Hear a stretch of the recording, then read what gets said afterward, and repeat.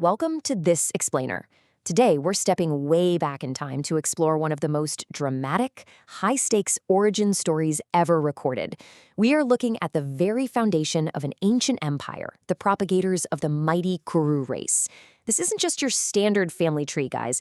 It's honestly a super tense narrative, filled with desperation, duty, and moments that quite literally shape destiny. So how did three fleeting, literally split-second moments shape an entire empire? It sounds almost impossible, right? But the core of what we're analyzing today is exactly that. How involuntary, physical reactions manage to seal eternal fates and dictate the course of history. Every massive event in this dynasty traces right back to just three specific nights in a dimly lit chamber. Okay, let's dive right into this. Part 1, a kingdom needing heirs. The royal line is dangerously close to ending, and the matriarch, Satyavati, is desperate for her late son's widows to bear heirs. So she purifies the princess of Kosala with a bath, leads her to this luxurious bed, and drops what has to be the ultimate, most awkward mother-in-law mandate in history. She tells your daughter-in-law, wait for him tonight without dropping off to sleep. And who exactly is him? Well, it's Satyavati's other son from a previous union, the ascetic elder brother of the late king. So the poor princess is just left lying there in the dark, waiting for a man she has never met, trying to wrap her head around what's about to happen. And we really need to understand who is walking through that door. This is the great Rishi Vyasa. He's a man of rigid vows and immense ascetic wealth. But listen, he is definitely not your typical pampered royal. When the lamplit chamber reveals him, the visual and sensory impact is totally jarring. Just look at these descriptions straight from the text. He has a dark visage, matted locks of a bright copper hue, blazing eyes, and a deeply grim beard. And on top of all that, he carries a very strong, distinct odor. You can easily imagine why a sheltered royal princess, who is probably expecting a polished noble, would be absolutely terrified when he steps out of the shadows. Which brings us to part 2, the blind firstborn. So the eldest princess, Amvika, is lying there, her mind drifting to the dignified elders of the Kuru race. But when Vyasa enters, the text is incredibly clear about her reaction. Struck with absolute terror at his grim appearance, the eldest princess simply squeezes her eyes shut. She completely shuts down. Out of pure fear, she refuses to open her eyes even a single time to look at him. Vyasa, fulfilling his promise to his mother, goes through with the union. But that involuntary reaction of the princess, that one single moment of blinding fear, has an immediate consequence. Now, what's really interesting here is what happens next. When Vyasa steps out of the chamber, Satyavati eagerly asks about the child. Vyasa gives this incredible prophecy. The son will have the might of 10,000 elephants. He's going to be an illustrious royal sage, possessed of immense energy, intelligence, and learning, and will even father a century of sons. But, and here is the massive catch, Vyasa says, but from the fault of his mother, he shall be blind. Despite all his promised power, her single terrified flaw is eternally passed on to the child. As you can guess, this creates an immediate royal dilemma. Satyavati goes into a full-blown panic. She points out the harsh reality of their world, asking, how can one that is blind become a monarch worthy of the Kurus? A blind king simply cannot protect his relatives, his family, or the glory of his father's race. It just doesn't work. The firstborn, Dhritarashtra, might be mighty, but his blindness totally disqualifies him from effective leadership. So Satyavati is forced to beg Vyasa for a second attempt to give the Kurus a proper king. Moving right along to part 3, the pale second son. For this second attempt, Satyavati gets the second widow, Ambalika, on board. But, just like her older sister, she is wholly unprepared for the reality of the ascetic Rishi. When Vyasa approaches her, she looks at his grim visage and has her own visceral reaction. She doesn't close her eyes, but instead she is deeply afflicted and turns completely pale with fear. The blood literally drains from her face in terror. Vyasa sees this terrified reaction and calls it out right then and there. He tells Ambalika that because she turned pale with fear at the sight of his grim visage, her child will bear that exact trait.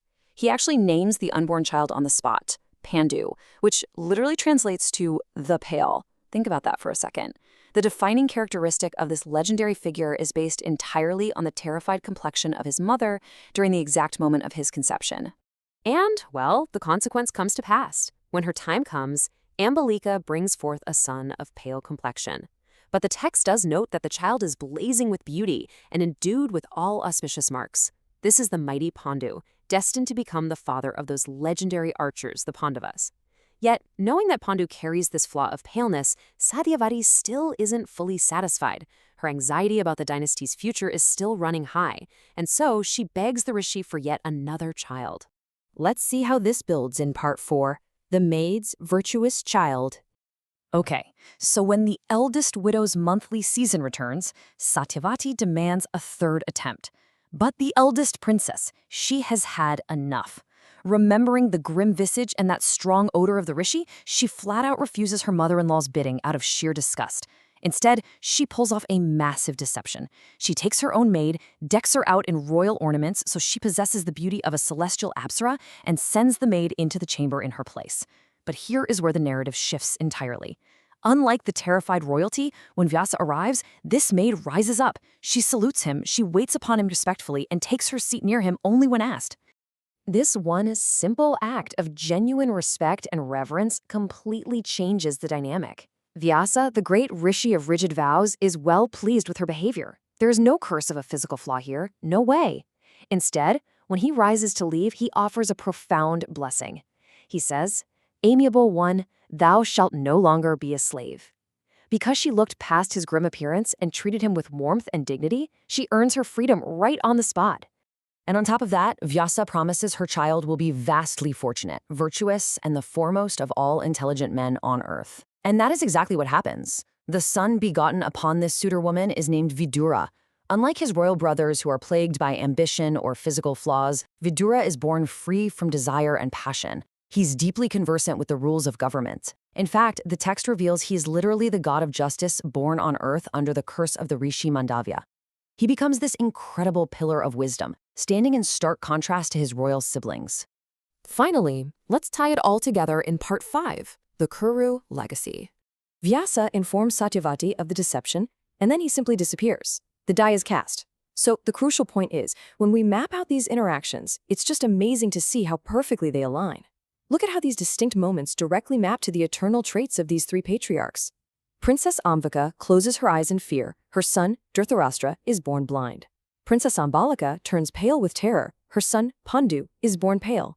The maid shows deep, unwavering respect. Her son, Vidura, is born virtuous, intelligent, and just. The inner state of the mother in a single fleeting encounter permanently stamped the identity of the sons.